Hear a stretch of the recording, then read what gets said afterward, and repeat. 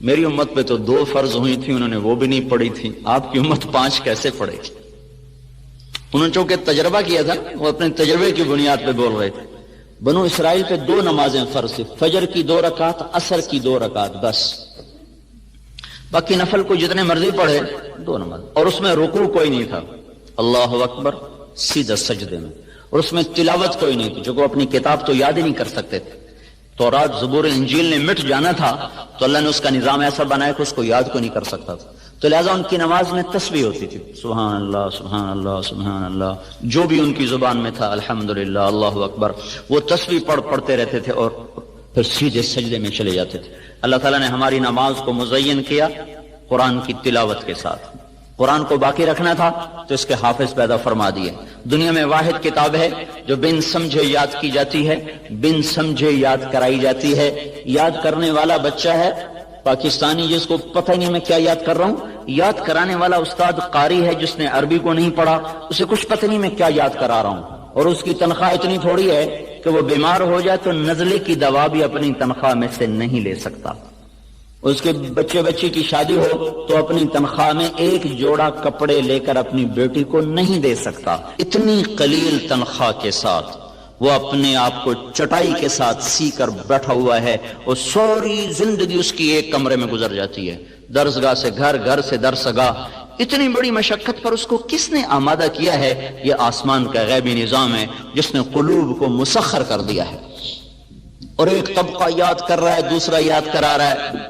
جب روس میں کمیونسٹ عروج پر تھے، برزنف کا دور تھا، تو 1982 میں میں گیا تھا انگلینڈ جماعت میں، تو وہاں 4 آدمی ملے، انہوں نے کہا کہ ہم گئے تھے رشیا گئے تھے جماعت میں، تو جیسے یہاں وہ کمرہ، وہ دروازہ ہوتا ہے، اس میں گزرو تو جو بھی کوئی چیز سٹیل کی ہوتی ہے تو وہ ٹاں ٹاں کرنے لگتا ہے، تو رشیا میں ماسکو ایئرپورٹ پر جو آلہ تھا وہ کاغذ پہ ٹاں ٹاں کرتا تھا کہ کسی قسم کا کوئی لٹریچر اندر نہیں جانا چاہیے۔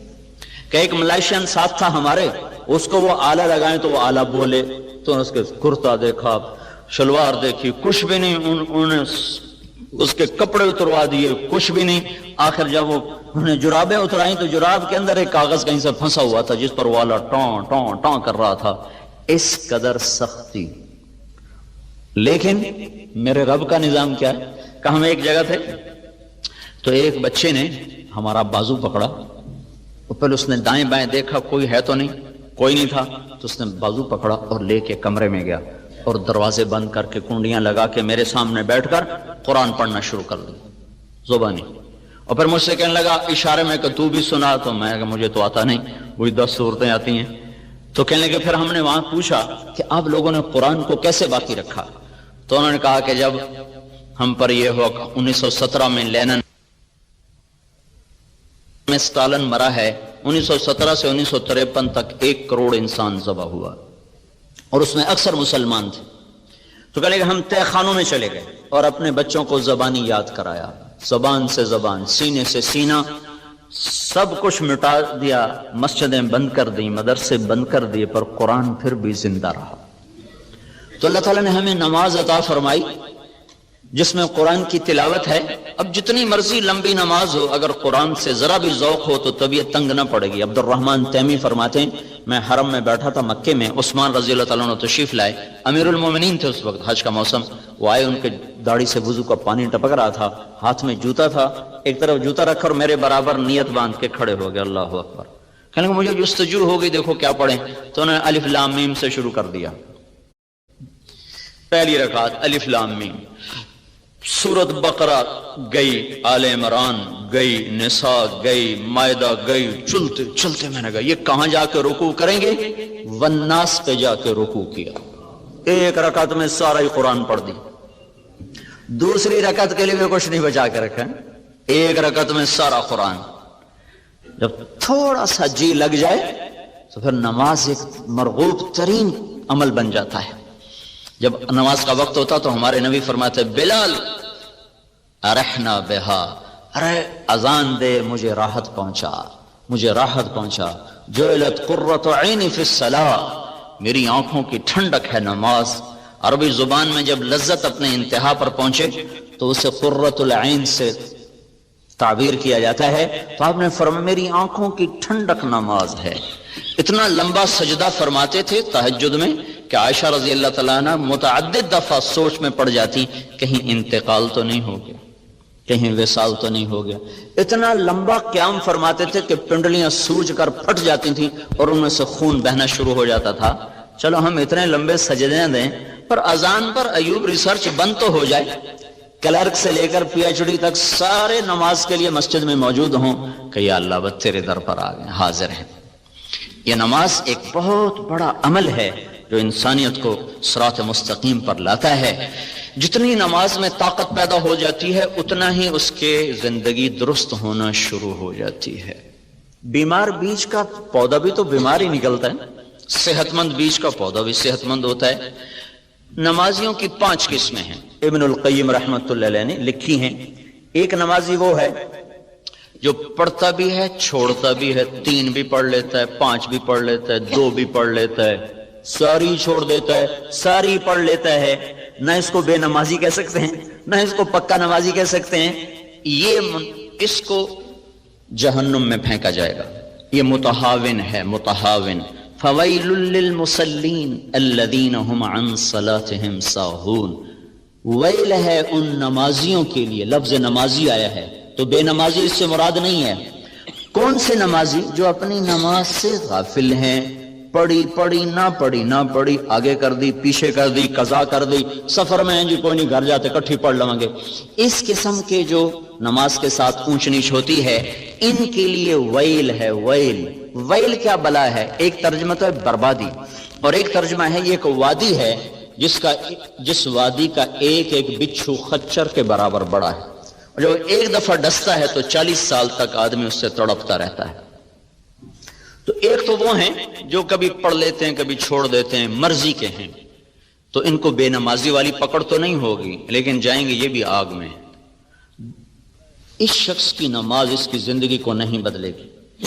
دوسرا نمازی ہے جو 5 وقت کا اہتمام کرتا ہے, باقاعدگی سے نماز پڑھتا ہے لیکن نماز کے اندر اور باہر برابر ہے, غافل ہو کر نماز پڑھتا ہے, نہ اس کو اندر کا پتہ نہ باہر کا پتہ.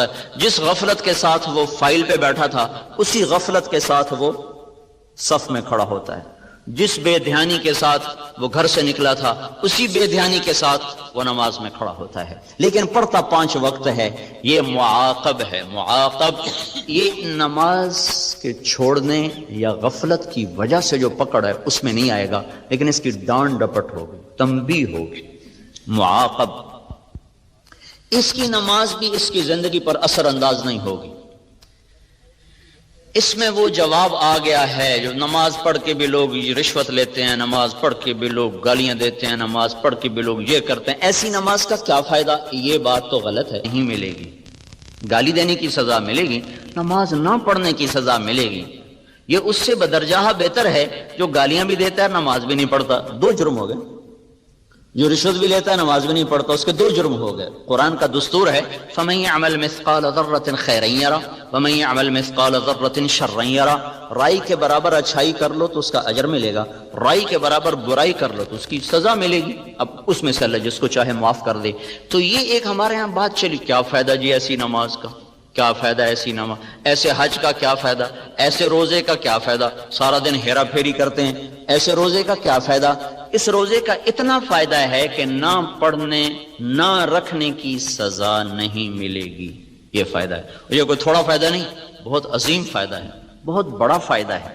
تو کسی گناہ کی وجہ سے کسی نیکی کو چھوڑنے کا حکم نہیں ہے اور کسی نیکی کے غرور میں آ کر کسی گناہ کے کرنے کا حکم نہیں ہے.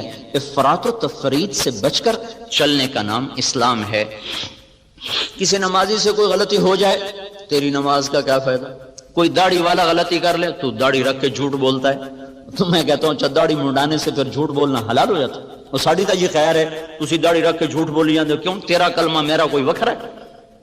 بھائی جھوٹ کا حرام ہونا داڑھی کی وجہ سے تو نہیں, جھوٹ کا حرام ہونا تو کلمے کی وجہ سے ہے. سچ کی پابندی داڑھی کی وجہ سے نہیں ہے, سچ کی پابندی تو کلمے کی وجہ سے.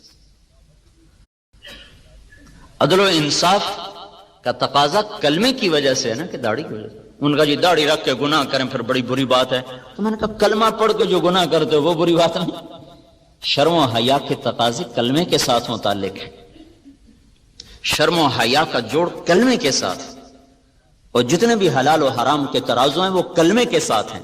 اس کا حصہ ہے داڑھی، یعنی کہ داڑھی کی وجہ سے شریعت زیادہ سخت ہو گئی ہے، یا نماز کی وجہ سے میرے اوپر حکم زیادہ ہیں اور آپ کے اوپر کم ہیں.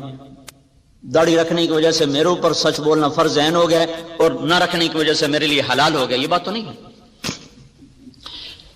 تو دوسرے درجے کا نمازی جو ہے تو پابند لیکن غافل ہو کر پڑتا ہے. تیسرا درجہ نمازی وہ ہے جو نماز کا اہتمام بھی کرتا ہے اور کوشش بھی کرتا ہے کہ میں ٹھیک ٹھیک پڑھوں.